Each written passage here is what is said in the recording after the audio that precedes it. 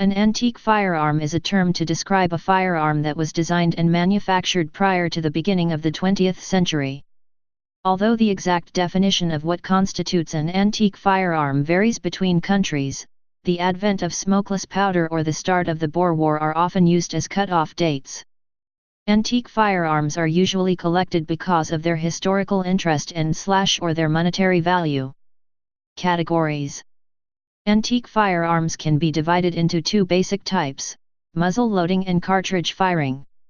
Muzzle-loading antique firearms are not generally owned with the intent of firing them, although original muzzle loaders can be safely fired, after having them thoroughly inspected, but instead are usually owned as display pieces or for their historic value.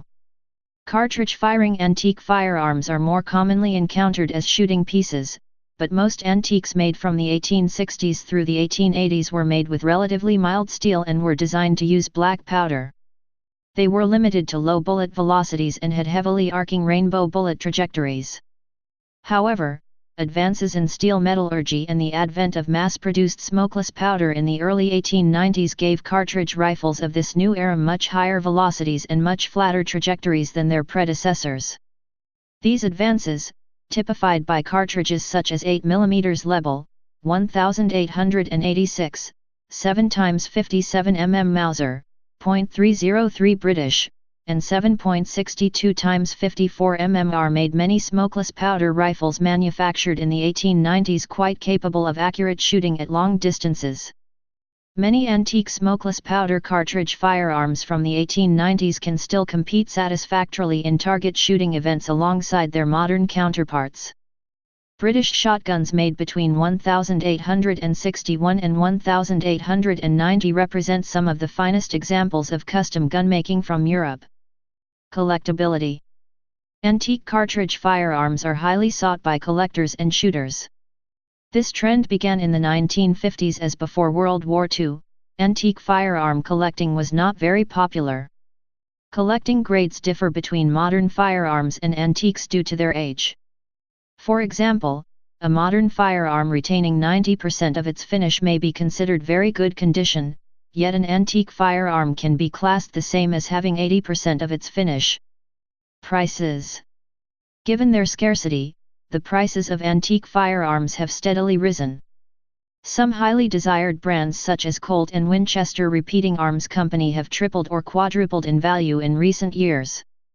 Current prices are best monitored by comparing prices at gun shows, auctions, websites, and by checking references such as the Blue Book of Used Gun Values. Collectors also find gun auction catalogs, along with their accompanying prices realized sheets, particularly useful. Some auction houses, such as James D. Julia, publish photos, descriptions, and realized prices on their websites. Having provenance can greatly improve prices. The three main criteria for value are rarity, condition, and provenance. Legality. Gun control laws vary widely from country to country. Several nations such as Australia, Canada, the Netherlands, Norway, the UK, and the United States make special exceptions in their gun laws for antique firearms. The threshold or cut-off years defining antique vary considerably. The threshold is pre-1898 in Canada, pre-1899 in the United States, and pre-1901 in Australia. Some countries like England exempt certain antiques but they do not set a specific threshold year. In the United States the ATF has the National Firearms Act definition as, for the purposes of the National Firearms Act, the term antique firearms means any firearm not intended or redesigned for using rimfire or conventional centerfire ignition with fixed ammunition and manufactured in or before 1898, including any matchlock, flintlock, percussion cap, or similar type of ignition system or replica thereof, whether actually manufactured before or after the year 1898, and also any firearm using fixed ammunition manufactured in or before 1898, for which ammunition is no longer manufactured in the United States and is not readily available in the ordinary channels of commercial trade. Australia. Single-shot or double-barrel muzzle-loading firearms manufactured before January 1, 1901 are considered antique firearms in all states of Australia, and can be legally purchased, used, and owned. Victoria and Queensland do not require people to have a license for them. Cartridge loading firearms manufactured prior to January 1, 1901 may or may not be considered antique, depending on the commercial availability of ammunition. For example, a Martini-Enfield rifle manufactured in 1896 would not be considered antique in any state of Australia, as it is chambered in .303 British, a caliber which is still commercially manufactured and readily available to most of Australia's 1.1 million gun owners. Conversely, firearms manufactured after January 1, 1901 are not considered antiques, even if they are replicas of antique firearms, such as modern reproductions of black powder guns, or if ammunition is no longer commercially available, such as the Arisaka Type 38 rifle. Antique cap and ball revolvers require licensing in all states except Queensland and Victoria, where an individual may possess such a firearm without a license, so long as it is registered with the police. Belgium. As non-licensed weapons for the purposes of Article 3.2.2 of the Arms Act are considered weapons of a historical, folkloric or decorative value. 1 degree, that are loaded through the breech, the muzzle, or from the front of the cylinder are charged only with black powder, or cartridges with black powder and separate ignition loaded, whose model or the patent dates back to 1890 and manufactured before 1945. 2 degrees using only cartridges with ignition, loaded with black powder, of which the model or the patent dates from 1890 and were produced pre-1945. 3 degrees using cartridges with smokeless powder and that are listed in Annex 1 of the Decree of December 29, 2006. 4 degrees produced before 1897 or for which ammunition is no longer in production. Canada. In Canada, antique firearms are defined under PC 1898-1664. One minor source of confusion for antique gun collectors and dealers is that in Canada, the threshold for antique status is 1 year earlier than in the United States. In the US, firearms made before 1899 are antique, but in Canada, they are defined as firearms made before 1898. In Canada, the Webley MKI qualifies as a status antique, as it was manufactured prior to 1898, and was designed to use Webley .455 MKI caliber ammunition. These revolvers were used by both the police and the military in the late 19th and early 20th centuries, and are now sought-after examples of antique Canadiana. Czech Republic. Czech Arms Act considers historic firearms as Category D weapons, therefore freely available to persons over 18 years of age. Historic weapon is defined as a firearm manufactured at latest on December 31, 1890, and also all its main parts were manufactured no later than December 31, 1890. Ammunition for such weapons can legally be acquired under the same conditions. Finland. In Finland, all black powder firearms made before 1890 are exempt from license requirements. The Netherlands. Exempt are the following weapons, leaving out items that are not relevant in this context. B. All firearms produced before January 1, 1870. C. Rifles, shotguns, revolvers, pistols, and combination firearms designed and destined to be loaded with 1. Loose balls and black powder, or 2. Cartridges, not being rimfire cartridges in caliber .22 or century fire cartridges. D. Rifles, shotguns, and pistols, not being revolvers, designed and destined to be loaded with cartridges of which the propellant consists of black powder or only priming compound, except rimfire cartridges in caliber .22 with a cartridge length or more than 18 mm. E. Artillery pieces designed and destined to be loaded with loose projectiles and black powder, loose or in bag charges. The exemption mentioned in points C, D, and E only applies to weapons produced before January 1, 1945. Notes. Point B, C.1, C.2, D and E are separate groups, the criteria are not cumulative. Please note that point C.2 does not take into consideration what powder is used. Only the obsolete ignition system of the cartridge is the deciding factor. Point D means that, in black powder caliber .22 RF, only calibers .22 CB, .22 BB, and .22 short are allowed. .22 long, LR and WRF are not. Specific types of weapons are mentioned in the law. That means that the exemption does not apply to other types of weapons. A pinfire rifle may be free, but a pinfire trap gun is not. A muzzle-loading cannon from the American Civil War is free, but a Gatling Model 1873 is not. Norway. In 2008, a new Norwegian firearms law redefined an antique as any black powder firearm produced before 1890, or one that is chambered in a caliber the Crown, Norwegian Department of Justice, considers obsolete. Poland. Firearms manufactured before 1885 that are separately loaded, not using cartridges, and replicas of such weapons, do not require a license. Spain. Firearms manufactured before 1870 are considered exempt antiques under Article 107 of the Regulations on Arms. Sweden. Firearms manufactured before 1890 and that do not support gas-tight cartridges, Gastat and Hetspatron, are considered antique and do not require a license, under Sweden's 1996 gun law, 1996:67. Switzerland.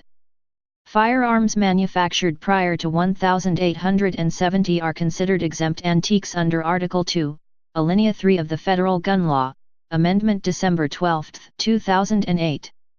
United Kingdom. In the United Kingdom, antique firearms are exempt from most controls, but the definition of antique in Section 58(2) of the Firearms Act 1968 is vague.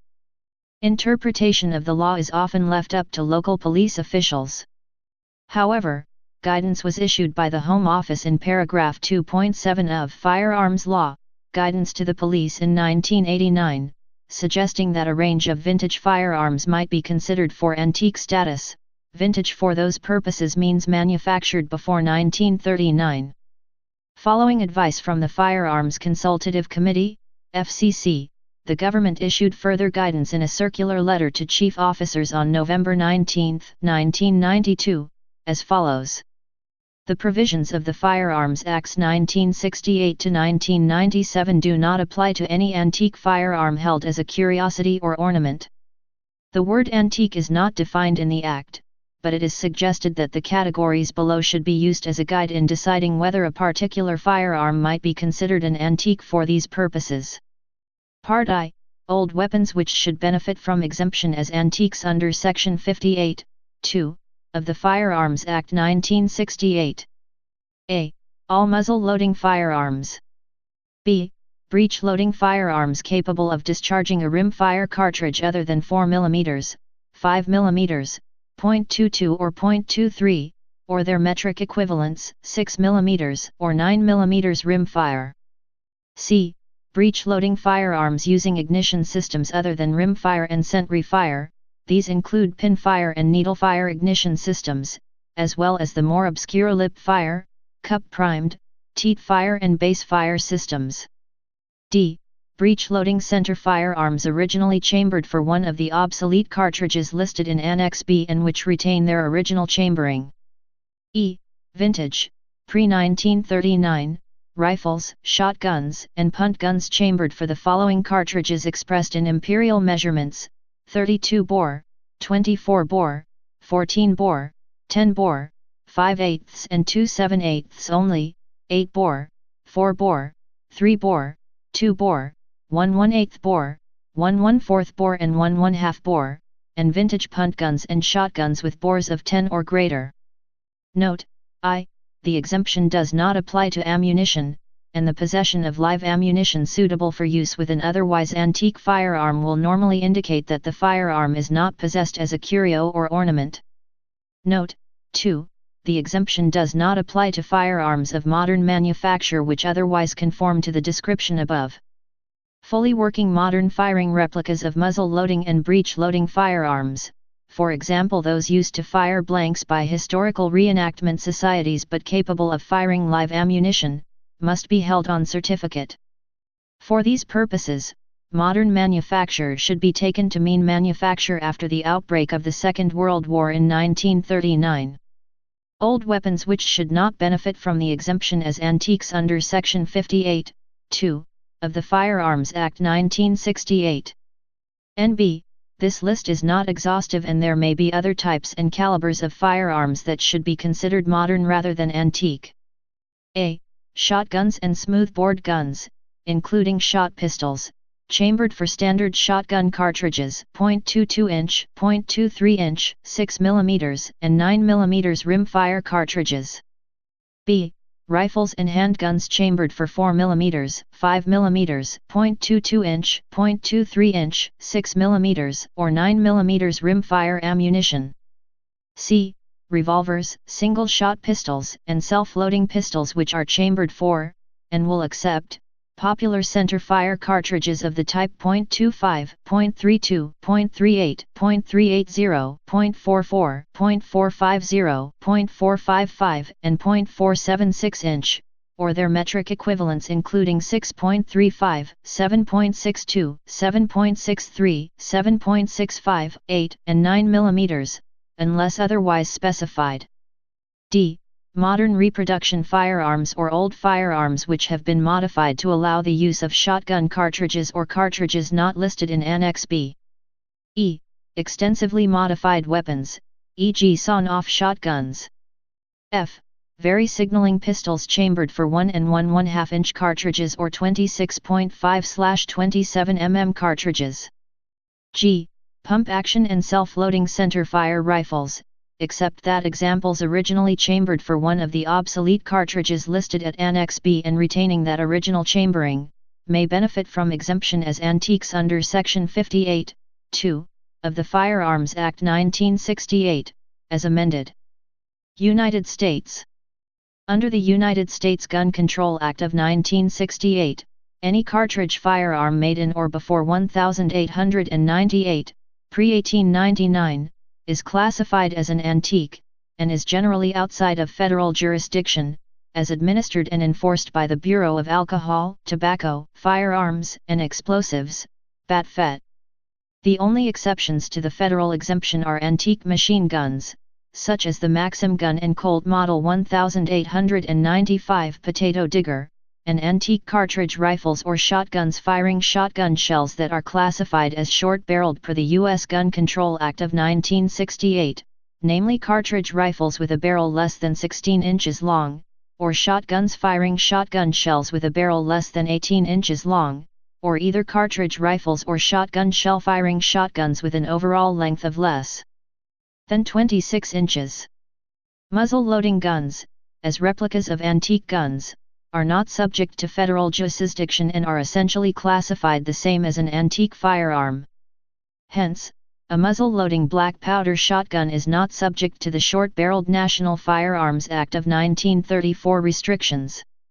Purchases of such modern-day manufactured replicas may be done outside of the normal Federal Firearms License, FFL, restrictions that otherwise exist when purchasing modern, post-1898, firearms. Modern replicas of firearms that can fire fixed ammunition, however, are not classed the same as antiques, but must be shipped through FFL holders, although a true antique that was manufactured prior to 1899 firing the same cartridge as the replica would be legal for sale without the transfer being processed through an FFL. Furthermore, any rifle rebuilt on a receiver or frame that was manufactured prior to 1899 is considered antique, even if it has been rebarreled or even if every other part has been replaced. The following is an excerpt from the portion of the Gun Control Act of 1968, which modified Title 18, U.S. Code, that exempted pre-1899 firearms from the federal firearms license paperwork requirements administered by the ATF. 18 U.S.C. 921, A. 16. A. Any firearm, including any firearm with a matchlock, flintlock, percussion cap, or similar type of ignition system, manufactured in or before 1898, and b. any replica of any firearm described in subparagraph a, if such replica, I, is not designed or redesigned for using rimfire or conventional centerfire fixed ammunition, or 2.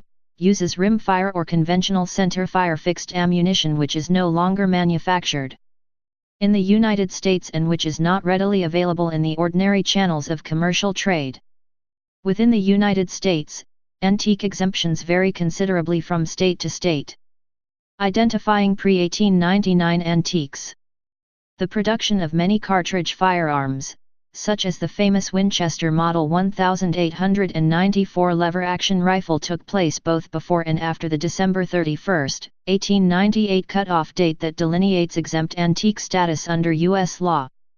Therefore, collectors rely on published reliable references such as the pre-1899 Antique Guns FAQ by James Wesley Rawls to determine if a particular firearm serial number falls within the range of antique, pre-1899, production.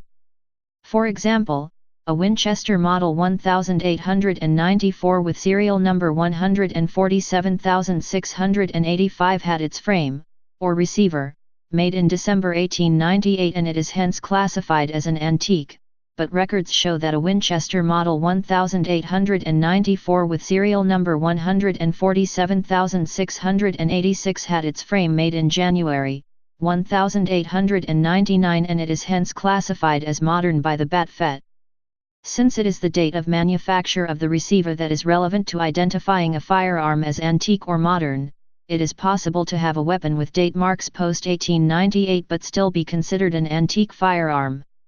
For example, some Finnish M39, Ukko-Pekka, Mosin-Nagant rifles with hexagonal profile receivers are considered antique because some were built on receivers dated pre-1899, even though the rifle itself was adopted in 1939. Many of these were assembled using a mix of old round-end hex receivers from then on, until as late as the 1970s.